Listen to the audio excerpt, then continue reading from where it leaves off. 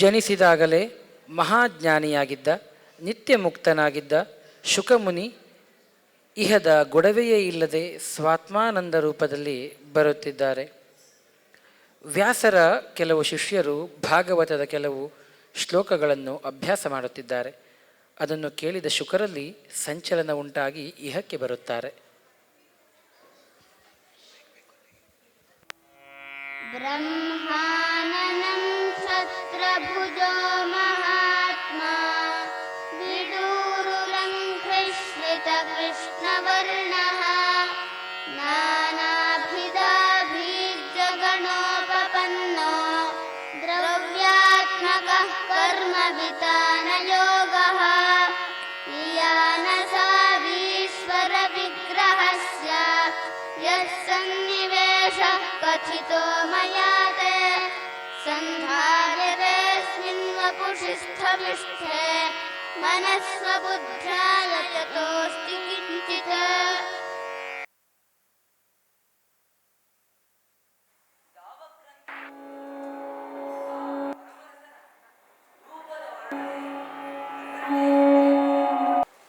ಹೀಗೆ ದ್ವಾಪರೆ ಮುಗಿದಿದೆ.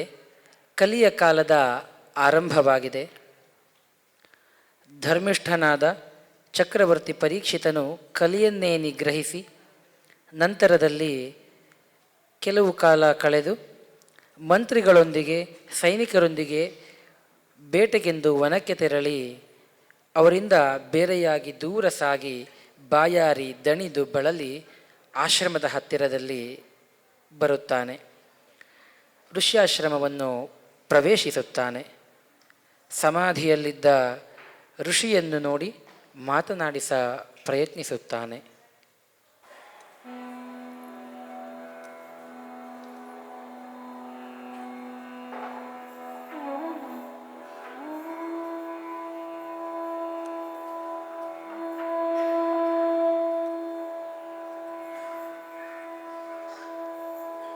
ಹೇ ಬ್ರಹ್ಮನ್, ಚಂದ್ರಕುಲಜನಾದ ಪರೀಕ್ಷಿತನು ನಿಮ್ಮನ್ನು ವಂದಿಸುತ್ತಿದ್ದೇನೆ.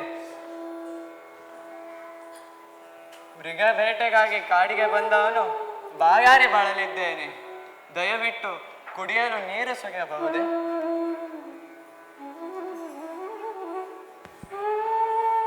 ಸಮಾಧಿಸ್ಥನಾದ ಮುನಿಯಿಂದ ಯಾವುದೇ ಪ್ರತಿಕ್ರಿಯೆಗಳಿಲ್ಲ.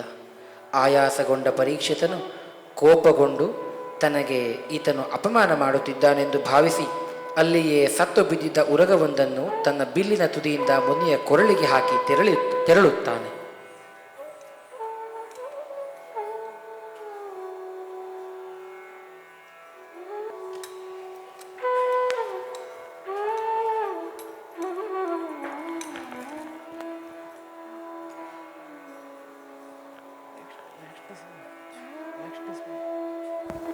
ಇದನ್ನರಿತ ಆತನ ಮಗನಾದ ಶೃಂಗಿಯು ಕೋಪಗೊಂಡು ಕೋಪದಿಂದ ಗುಡುಗುಡಿಸುತ್ತಾ ಆಗಮಿಸುತ್ತಾನೆ.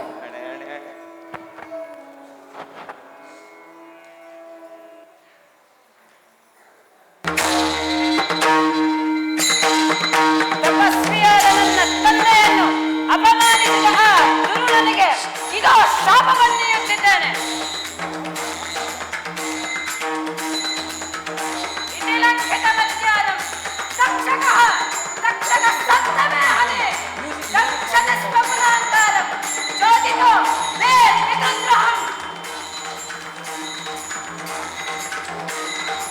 ಇಷ್ಟರ ನಂತರವೂ ಕ್ರೋಧ ತಣಿಯದ ಶೃಂಗಿಯು ಜೋರಾಗಿ ರೋಧಿಸತೊಡಗಿದನು. ಇದರಿಂದ ಎಚ್ಚರಗೊಂಡ ಶಮೀಕನು ಕೊರಳಲಿದ್ದ ಹಾವನ್ನು ನೋಡಿ ಕಿತ್ತೆಸೆದನು. ಏನಾಯಿತೆಂದು ಶೃಂಗಿಯನ್ನು ಕೇಳಲಾಗಿ ಶೃಂಗಿಯು ನಡೆದ ವೃತ್ತಾಂತವನ್ನು ತಾನಿತ್ತ ಶಾಪವನ್ನು ಹೇಳುತ್ತಾನೆ. ಅಯ್ಯೋ ಮರುಳೆ, ಚಂದ್ರ ಕುಲಜನಾದ ಆತ ಮಹಾಧರ್ಮಿಷ್ಠನಾದ ರಾಜನು. ಅಲ್ಲದೆ ರಾಜನಾದವನು ಮಹಾವಿಷ್ಣುವಿನ ಸ್ವರೂಪನಾದವನು. ಅಂತಹ ರಾಜನನ್ನು ಹುಡುಗು ಬುದ್ಧಿಯಿಂದ ತಪ್ಪಿಸಲಿದೆ. ತಂದೆಯವರೇ, ಓರ್ವ ತಪಸ್ವಿಯನ್ನು ಅಪಮಾನಿಸಿಯೂ ಆ ದುಷ್ಟನು ಶಾಪಕ್ಕೆ ಒಳಗಾಗಲಿಲ್ಲ ಎಂದರೆ ಮುಂದೆ ಲೋಕವು ಅದೇ ಅಧರ್ಮದ ಮಾರ್ಗವನ್ನು ಅನುಸರಿಸಿತು. ನನ್ನ ಮಾತು ಎಂದಿಗೂ ಸುಳ್ಳಾಗದು. ಇಂದಿನಿಂದ 7ನೇ ದಿವಸ ತಕ್ಷಕರಿಂದ ಆತನ ಸಾವು ನಿಶ್ಚಿತ. ಸಲ್ಲದಿದು ಪ್ರಮಾದವಾಯಿತು. ಧರ್ಮಿಷ್ಠನಾದ ರಾಜನ ಅಂತ್ಯ ಲೋಕಕ್ಕೆ ಅಧರ್ಮದ ಹೆಬ್ಬಾಗ್ಲನ್ನೇ ತೆರೆದಂತಾಯಿತು. ಈ ಕೂಡಲೇ ಗೌರಮುಖನ ಮೂಲಕ ರಾಜ ಪರೀಕ್ಷಿತನಿಗೆ ಇದೀ ಶಾಪದ ವೃತ್ತಾಂತವನ್ನು ಹೇಳಿ ಕಳಿಸುವೆನು. ಆತನು ಮೊದಲೇ ಸಿದ್ಧನಾಗಿರಲಿ. ಶೃಂಗಿಯ ಶಾಪವಾರ್ತೆಯನ್ನು ತಿಳಿದು ಮಗನಾದ ಬಾಲಕನಾದ ಜನಮೇಜಯನಿಗೆ ರಾಜ್ಯಭಾರವನ್ನು ವಹಿಸಿ ಮಂತ್ರಿಗಳಿಗೆ ಪ್ರಜೆಗಳಿಗೆ ಮಾರ್ಗದರ್ಶನದ ನುಡಿಯನ್ನು ಆಡಿ ಯಥಾಶಕ್ತಿ ದಾನಾದಿಗಳನ್ನು ಮಾಡಿ ಗಂಗಾ ತೀರಕ್ಕೆ ಬಂದು ಪರಮ ಪಾವನೆಯಾದ ಗಂಗೆಯನ್ನು ಪೂಜಿಸಿ ಅಲ್ಲಿಯೇ ಮಿಂದೆದ್ದು ಪ್ರಾಯೋಪವೇಶನಕ್ಕೆ ಕುಳಿತಿದ್ದಾನೆ. ಆಗ ತ್ರಿಲೋಕವನ್ನು ಪವಿತ್ರಗೊಳಿಸುವ ಅನೇಕ ಮಹರ್ಷಿಗಳು, ವಸಿಷ್ಠಾದಿ ಬ್ರಹ್ಮರ್ಷಿಗಳು, ರಾಜರ್ಷಿಗಳು ಆಗಮಿಸಿದರು.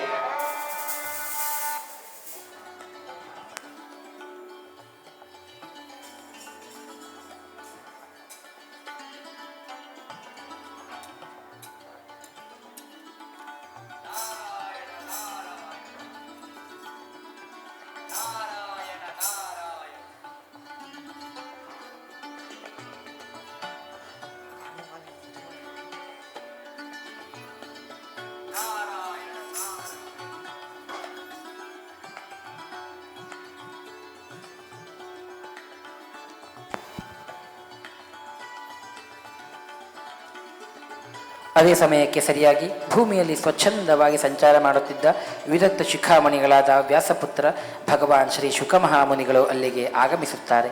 ಪರೀಕ್ಷಿತನು ತಲೆಬಾಗಿ ನಮಸ್ಕರಿಸಿ ಉತ್ಕೃಷ್ಟವಾಗಿ ಆತಿಥ್ಯವನ್ನು ಭಕ್ತಿಯಿಂದ ಮಾಡುತ್ತಾನೆ. ಶ್ರೀ ಶುಕಮಹಾಮುನಿಗಳು ಆತಿಥ್ಯ ಸ್ವೀಕಾರ ಮಾಡಿ ಎಲ್ಲರಿಂದ ಸನ್ಮಾನಿತರಾಗಿ ಶ್ರೇಷ್ಠ ಆಸನದಲ್ಲಿ ವಿರಾಜಮಾನರಾಗುತ್ತಾರೆ.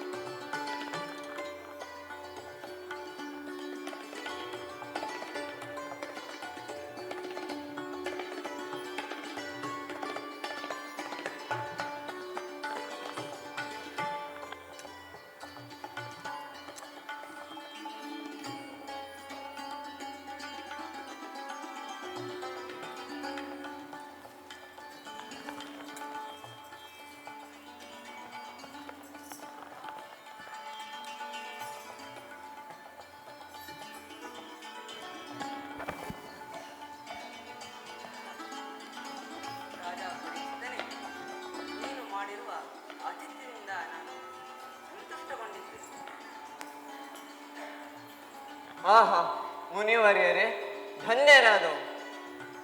ತಾವು ಕೃಪೆ ಇಟ್ಟು ನಮ್ಮೆಲ್ಲರನ್ನು ತೀರ್ಥದಂತೆ ಪವಿತ್ರರನ್ನಾಗಿ ಮಾಡಿದ್ದೀರಿ.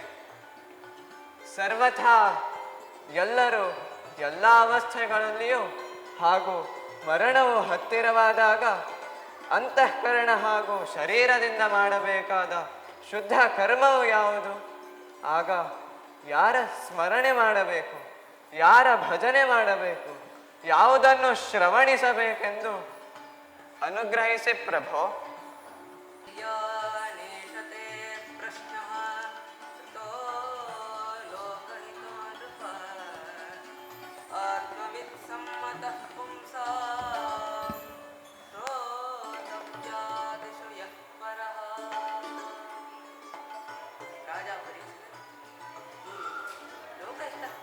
ಕೇಳಿರುವಂತಹ ಪ್ರಶ್ನೆ ತುಂಬಾ ಉತ್ತಮವಾದ. ಮನುಷ್ಯರ ಶ್ರವಣ, ಕೀರ್ತನ, ಸ್ಮರಣ ಮುಂತಾದವು ಏನೇನುಂಟು ಅವುಗಳಲ್ಲಿ ತುಂಬ ಶ್ರೇಷ್ಠವಾದದ್ದು, ಆತ್ಮಜ್ಞಾನಿಗಳಿಗೆ ಸಮ್ಮತವಾದದ್ದು ಪ್ರಶ್ನೆಯಾಗಿದೆ. ತಸ್ಮಾತ್ ಭಾರತ ಸರ್ವಾತ್ಮ ಭಗವಾನೀಶ್ವರೋ ಹರಿಃ ಶ್ರೋತವ್ಯ ಕೀರ್ತಿತವ್ಯಶ್ಚ ಸ್ಮರ್ತವ್ಯಶ್ಚೇಚ್ಛತಾಭಯಂ. ಅದಕ್ಕಾಗಿ ಅಭಯವನ್ನಿಚ್ಛಿಸುವವನಾದರೂ ಸರ್ವಾತ್ಮ ಸರ್ವಶಕ್ತಿಯುಳ್ಳ ಭಗವಾನ್ ಶ್ರೀಕೃಷ್ಣನ ಲೀಲೆಗಳನ್ನು ಶ್ರವಣ, ಕೀರ್ತನ, ಸ್ಮರಣೆಯನ್ನು ಮಾಡಬೇಕು. ಹೀಗೆ ಮಾಡುವುದರಿಂದ ಅವನಿಗೆ ಭಗವಂತನಲ್ಲಿ ತದಾಕಾರ ವೃತ್ತಿಯುಂಟಾಗಿ ಸುಲಭವಾಗಿ ಪರಮಾತ್ಮನ ಪ್ರಾಪ್ತಿ ಉಂಟಾಗುತ್ತದೆ. ಇದಂ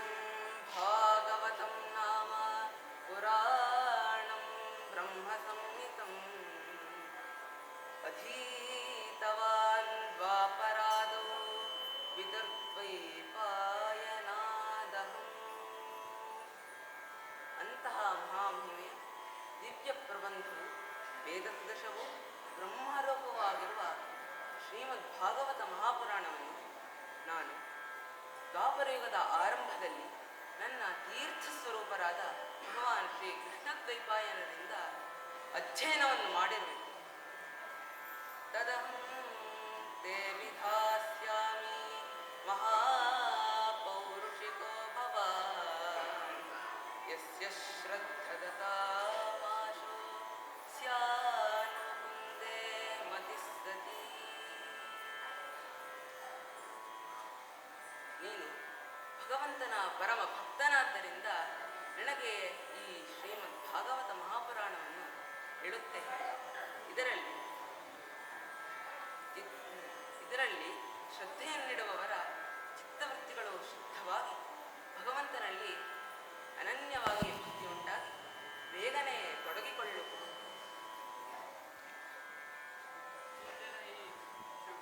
ಶುಕಮುನಿಗಳ ಮಾತನ್ನು ಕೇಳಿದರೆ ಅಂದಿನ ಭಕ್ತಿ ದೇವಿಯ ಕಥೆ ಸ್ಮರಣೆಗೆ ಬರುತ್ತಿದೆ ಅಲ್ಲವೇ?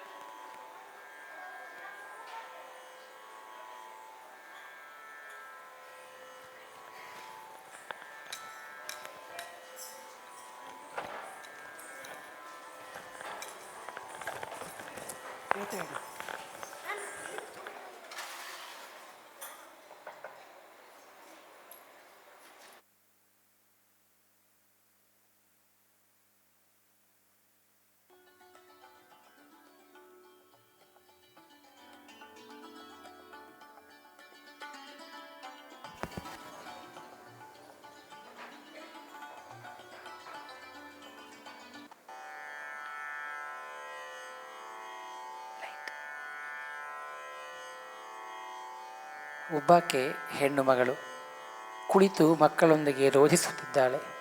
ಅದೇ ಸಮಯಕ್ಕೆ ಸರಿಯಾಗಿ ತ್ರಿಲೋಕ ಸಂಚಾರಿಗಳಾದಂತಹ ನಾರದರ ಪ್ರವೇಶವಾಗುತ್ತದೆ.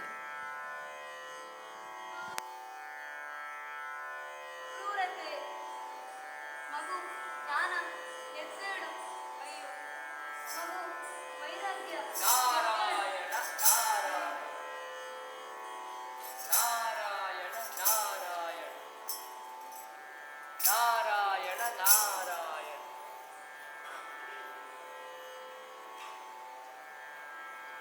ಸಾಧ್ವಿ, ನೀನು ಯಾರು? ಇವರಿರುವರು ಯಾರು? ನೀನೇ ಯಾಕೆ ದುಃಖಿಸುತ್ತಿರುವೆ?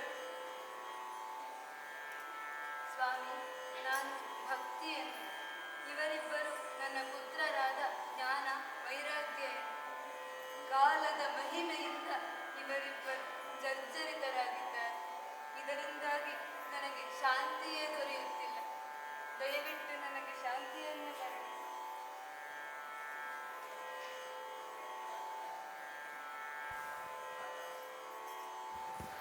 ಆಗ ನಾರದರು ಅವರಿಬ್ಬರ ಕಿವಿಯಲ್ಲಿ ಜೋರಾಗಿ, ಓ ಜ್ಞಾನವೇ ಎದ್ದೇಳು, ಓ ವೈರಾಗ್ಯವೇ ಏಳು ಎದ್ದೇಳು ಎಂದು ಹೇಳಿ ವೇದಾಂತದ ಘೋಷವನ್ನು ಮಾಡಿ ಪುನಃ ಗೀತಾ ಪಠನವನ್ನು ಮಾಡಿದರು.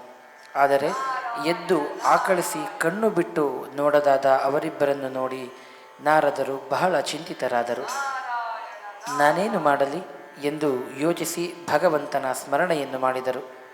ಆಗ ಆಕಾಶವಾಣಿಯೊಂದು ಹೀಗೆ ಮೊಳಗಿತ್ತು: ಓ ಮುನಿಯೇ, ನಿನ್ನ ಈ ಉದ್ಯೋಗವು ನಿಸ್ಸಂದೇಹವಾಗಿ ಸಫಲವಾದೀತು. ಇದಕ್ಕಾಗಿ ಒಂದು ಸತ್ಕರ್ಮವನ್ನು ಮಾಡಬೇಕು. ಆ ಕರ್ಮವನ್ನು ಅದನ್ನು ನಿನಗೆ ಅನುಗ್ರಹಿಸಲು ಸಂತ ಶಿರೋಮಣಿಗಳಾದ ಮಹಾನುಭಾವರಾದ ಸನಕಾದಿಗಳು ಅನುಗ್ರಹಿಸಲಿದ್ದಾರೆ ಎಂದು. ನಾರದರು ನೇರವಾಗಿ ಅಲ್ಲಿಂದ ತಪಸ್ಸನ್ನಾಚರಿಸಿ ಸನಕಾದಿಗಳನ್ನು ಒಲಿಸಲು ಬದರಿ ಕ್ಷೇತ್ರಕ್ಕೆ ತೆರಳಿದರು. ನಾರಾಯಣ ನಾರಾಯಣ ನಾರಾಯಣ ನಾರಾಯಣ.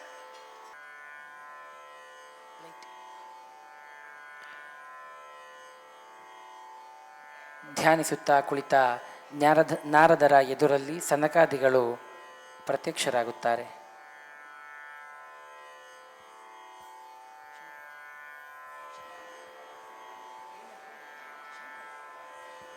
ಮಹಾತ್ಮರೇ, ಈಗ ನನ್ನ ಮಹದ್ ಸೌಭಾಗ್ಯದಿಂದ ನಿಮ್ಮ ಸಮಾಗಮ ನನ್ನೊಂದಿಗಾಗಿದೆ. ದಯವಿಟ್ಟು ಬೇಗನೆ ಆ ಸಾಧನೆಯನ್ನು ಹೇಳಿರಿ. ಭಕ್ತಿ, ಜ್ಞಾನ, ವೈರಾಗ್ಯ ಇವರಿಗೆ ಹೇಗೆ ಸುಖ ಸಿಗಬಲ್ಲದು? ದೇವರ್ಷಿಗಳೇ, ನೀವು ಚಿಂತಿಸಬೇಡಿ. ಆಕಾಶವಾಣಿಯಲ್ಲಿ ಒಂದು ಸತ್ಯವನ್ನು ಹೇಳಿದೆ. ಅದು ಯಾವುದೆಂದರೆ ನಾವು ಹೇಳುತ್ತೇವೆ ಪ್ರಾರ್ಥಿಸುತ್ತೇವೆ. ಅದೇನೆಂದರೆ ಶ್ರೀಮದ್ ಭಾಗವತ ಮಹಾಪುರಾಣವೇ ಆಗಿದೆ. ಅದರ ಶ್ರವಣವು ಇಲ್ಲದ ದುರಿತವನ್ನೇ ಕಳೆದು ಭವಸಾಗರವನ್ನೇ ದಾಟಿಸಿದೆ. ಹಾಗಾದರೆ ಗಂಗಾ ತೀರಕ್ಕೆ ಹೋಗೋಣವೇ?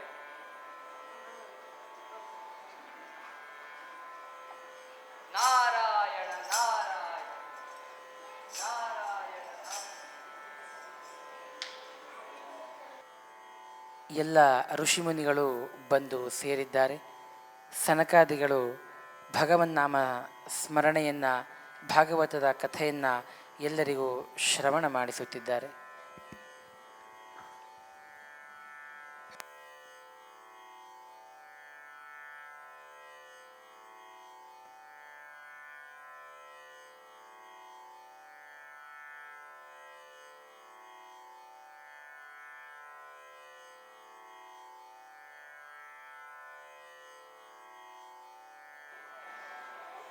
ತಪೋಧನರೇ, ನಾನು ಕಲಿಯುಗದಲ್ಲಿ ನಷ್ಟಪ್ರಾಯನಾಗಿದ್ದೆ. ತಾವು ಕಥಾಮೃತವನ್ನು ಸಿಂಪಡಿಸಿ ನನ್ನನ್ನು ಪುಷ್ಟಿಗೊಳಿಸಿದಿರಿ. ಈಗ ನಾನು ಎಲ್ಲಿರಲಿ ಎಂದು ತಿಳಿಸಿರಿ. ಭಕ್ತಿದೇವಿ, ನೀನು ಭಕ್ತರಿಗೆ ಭಗವಂತನ ಸ್ವರೂಪವನ್ನು ಕರುಣಿಸುವವಳು, ಅನನ್ಯ ಪ್ರೇಮವನ್ನು ಸಾಧಿಸಿಕೊಂಡಿರುವವಳು. ಇಡೀ ಜಗತ್ತಿನಲ್ಲಿ ಕಲಿಯುಗದ ದೋಷಗಳು ಎಷ್ಟೇ ಪ್ರಭಾವ ಬೀರಲಿ, ಆದರೆ ಇಲ್ಲಿ ಇವುಗಳ ದೃಷ್ಟಿಯು ನಿನ್ನ ಮೇಲೆ ಬೀರಲಾರದು. ಆದ್ದರಿಂದ ಧೈರ್ಯವಹಿಸಿ ನೀನು ನಿತ್ಯ ನಿರಂತರ ವಿಷ್ಣು ಭಕ್ತರ ಹೃದಯದಲ್ಲೇ ವಾಸಿಸು. ಧನ್ಯಳಾದೆ, ಧನ್ಯಳಾದೆ. ಈಗ ನಾನು ಹೊರಡಬಹುದೇ?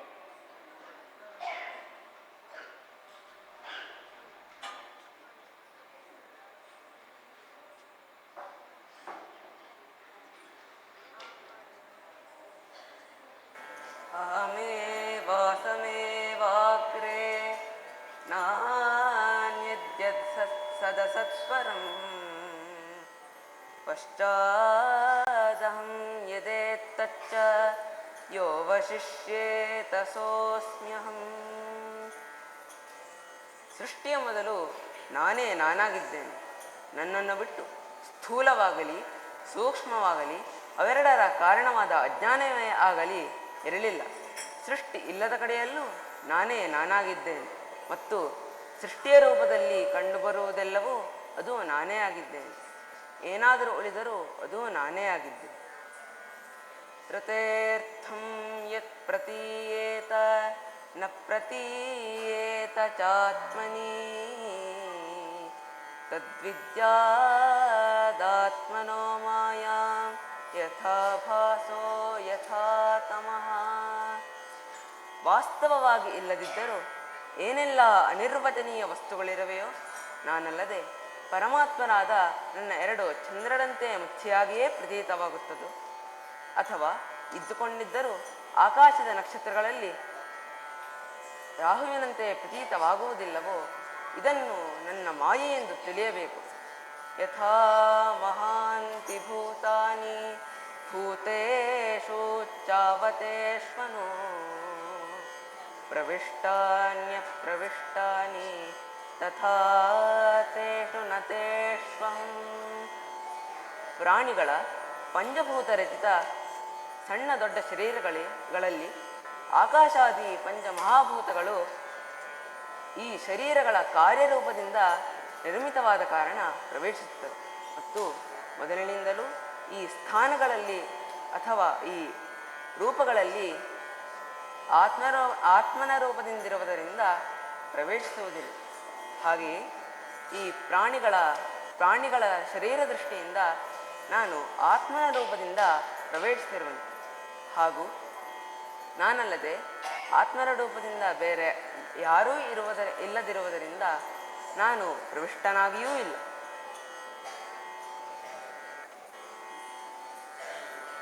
ತತ್ವ ಸ್ವಜಿಜ್ಞಾಸುನಾತ್ಮನಃ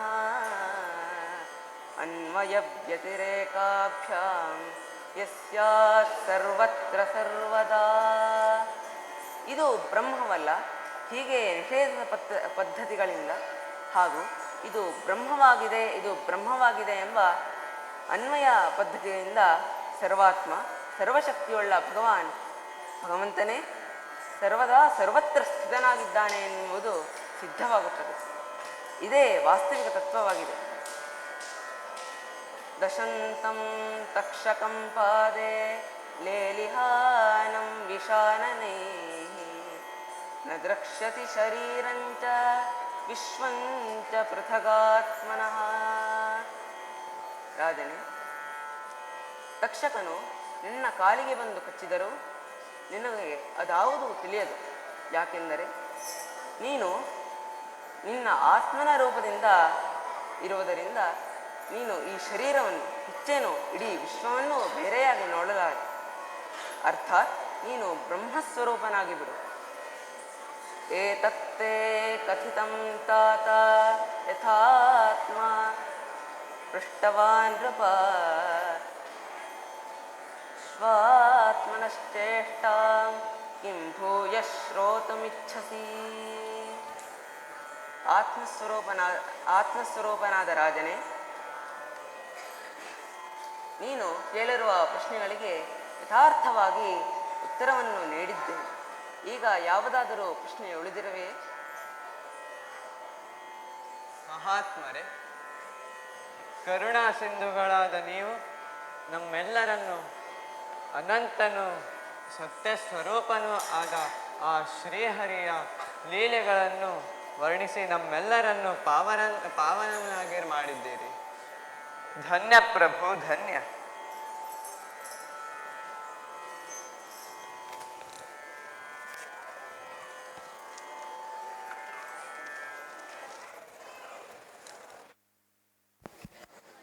ಹೀಗೆ